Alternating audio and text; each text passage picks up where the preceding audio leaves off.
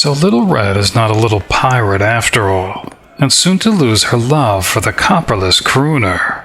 And her mistress will be there to comfort her, ease her pain, fill the void in her heart. Lilly insists Linu keep their little session private.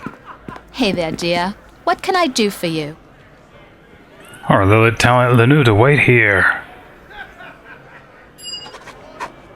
and thanks her for the message, but insists that next time she should hire a messenger that doesn't stammer like a frightened child.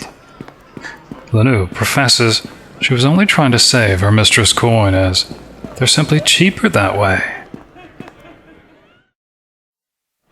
Lilly can't resist and decides to surprise Little Red, sneaking up behind the rusty raconteur and seizing the opportunity to playfully clutch the small of her back.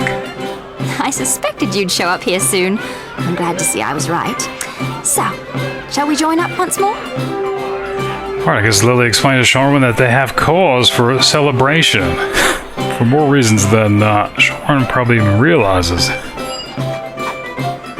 Lilly recounts everything that's happened, and how she even discovered that the savage Uthgard liked to eat people. Cause for Little Red to stick out her tongue. Lilly insists that Sharwyn give a recital of her new ballad, recounting how the Inquisitor General got her disembodied brain. Tonight, when they celebrate the recovery of the last Waterdhavian creature, confident she's all but finished the piece. Little Red doesn't say a word. Lilly frowns. The Lady of Murder makes it clear that she expects to hear a tale tonight, no matter what, and that she also requires assistance with a newly acquired pair of red leather boots. The Blacklake Bard helps her mistress into her new pair. At first, Lilly doesn't sense anything, and so kneels and focuses her mind solely on the boots. Lilly sees two trails, a crossroads, a cairn of orc skulls, weather-beaten, covered in moss. Behind it, a low, massive fieldstone lodge with stables, a band of adventurers, and a man. They're giving him coin, a document. He runs the inn. He owns it and has a staff. 3 very old women and a dozen young maids. They're his wives and daughters. It's at night. He's taking a potion from under a trapdoor beneath his bed and taking a drop in secret.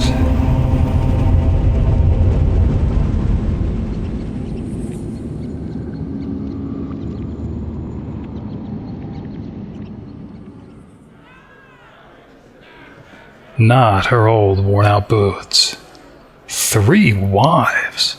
How can they stand it? Have they no dignity? Kept like a team of animals, for breeding. How utterly revolting. No matter. Lilly pulls out the whiskey with one hand and the wine with the other, telling Little Red to grab the tall glasses and to forget the table dice, as tonight's entertainment will be a ballad from the Blacklake Bard herself. Lilly shakes the Wyvern Whiskey bottle, trying to get the Wyvern scale floating within to come nearer the surface, insisting the ladies look for it. Sharwyn finds it, and herself getting sick at the thought of drinking from the same bottle. Not to worry, as her mistress had considered her past bout with brandy. She could have green Mintarn Wine instead. Chilled. Lilly warns the ladies that she's never tried frosting a bottle before. Everyone's impressed. Sort of. It appears to have not just chilled, but frozen the wine. Lilly and Linu toast with whiskey, and Sharwyn with an empty glass, waiting for her share of the cellars to thaw. The dusty diviner boasts that she'll get to the scale first, cause for Lilly to practically snort with laughter, though nobody doubts Linu. She appears to love whiskey almost as much as brandy. While Lilly and Linu worsen, Little Red begins to quietly recite her ballad. The Dangerous Mind, a tale of Inquisitor General Black and the disembodied brain. The Northern Jewel, beset by plague, Academy under attack, Lord Nasher called for a hero, Inquisitor General Black. She denied a sorcerous swine, his fey plaything, a dryad guest, and crushed an evil serpent queen in crypts beneath the beggar's nest. She also sunk a pirate ship with her awesome powers arcane, but the grandest tale yet is of her and the disembodied brain.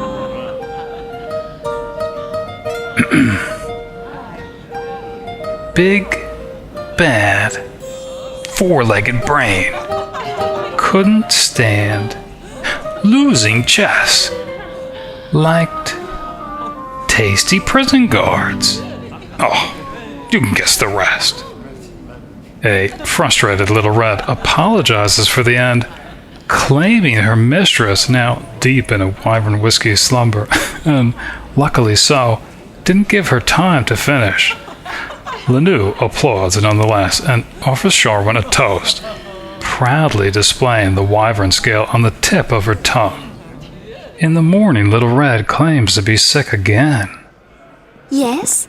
Is there something you need? Alright, I guess telling Sharwyn to wait here in Linu's room yet again.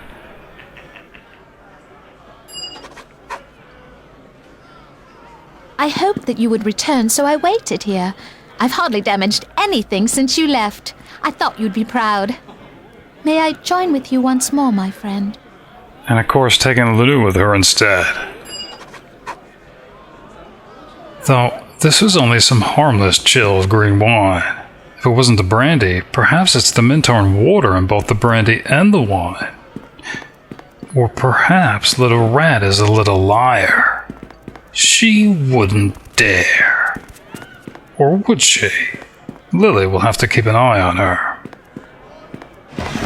Into the junk drawer at the Office of Academic Affairs goes a slew of documents from the Neverwinter prison and elsewhere. She takes Naitar's scented fetish, hoping to see if it'll allow her to speak with other animals, and Torin's ring, as she intends to impose on his hospitality. Where is Linu? No matter. Lilly sits at the edge of the bed to meditate, taking out the scrolls from militia headquarters.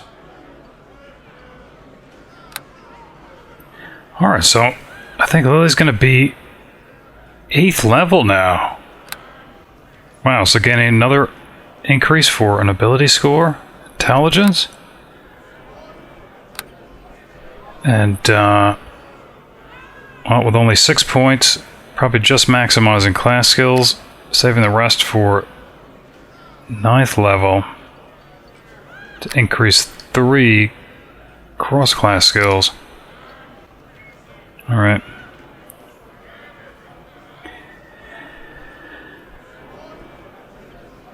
Of course, the hip swinging is not as high as the others, but that's kind of like a tertiary skill compared to appraise and persuade. Alright.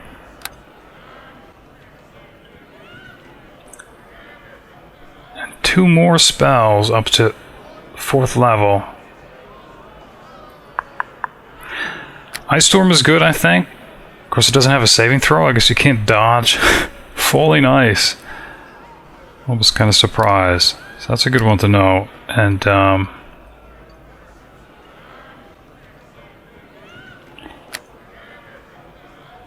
Yeah, with henchmen and summons, Charm Monster I don't think is as useful. Because it'll be broken once they're attacked. You know what? I think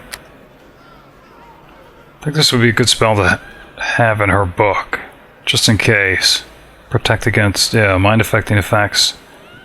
In case somebody's consistently failing their saving throw. Alright. Bones. Alright, average hit points 2.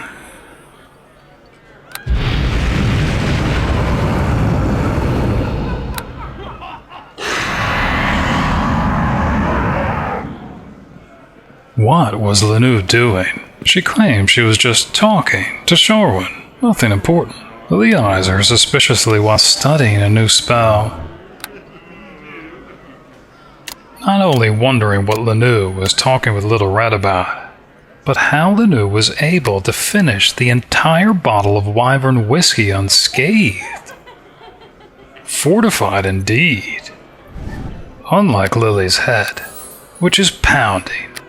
If she had to guess, this must be what it's like to have an intellect devourer inside one's skull. And her spells are a mess, to say the least. The entirety of her 4th level spells? Gone. As is half her 3rd level, and even one from her 2nd level. How embarrassing. There ought to be a spell for the morning after. She'll have to research it sometime. Lily's little lift. Lilly explains to her dusty diviner that they have a very important task before them. The recovery of artifacts. Tyran holy artifacts for the church, and that it'll likely be dangerous, requiring them to delve into a few tombs and open a few sarcophagi. Her holy defender sounds ready and honored, though not for the Church of Sani Mumbo. She can appreciate the holy importance of such a mission. Yes. Lilly claims this is like recovering the silver chalice of Tyr. 3 of them, actually. None of them chalices, of course. In the dining room, Lilly overhears more news, this time of Tilverton, a town in Cormyr. The town was utterly destroyed.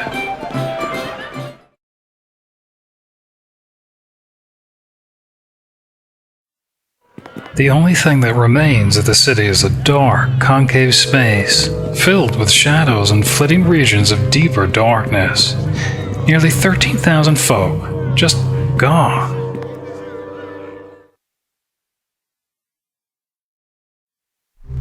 Lilly insists they're here only for Boots. Hello? Alright, training with Durga.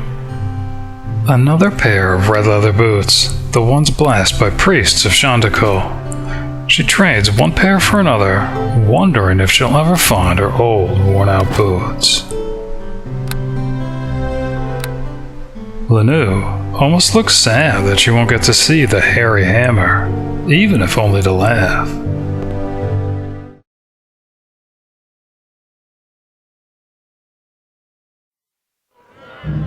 So how was a town of almost 13,000 people destroyed? Thultanthar, the City of Shade, recent returned, if you recall, was aware that Cormyr was preparing an assault against the floating city, and it decided to strike first, with an army of Shadowvars, and strike at Tilverton.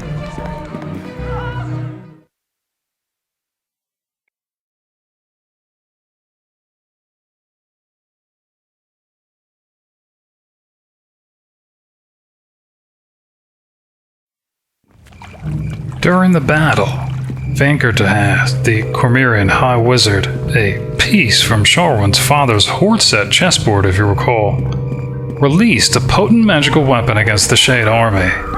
The interaction of this weapon with the Shadow Weave released a spectacular surge of energy that utterly destroyed the town. Lily's nose itches at the thought of the plane of shadow. The Shadow Weave, by the way, is the negative counterpart to the Weave, as the Weave is the manifestation of raw magic from which spellcasters can shape spells. The Shadow Weave provides an alternative conduit and methodology for casting spells, not subject to dead or wild magic zones.